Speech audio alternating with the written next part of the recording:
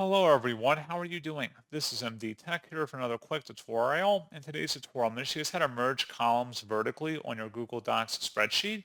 So this should hopefully be a pretty straightforward process here, guys. And without further ado, let's go ahead and jump straight into it.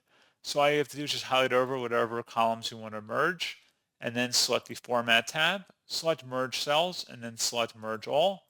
And that's all you have to do.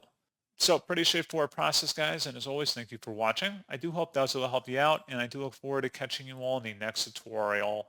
Goodbye.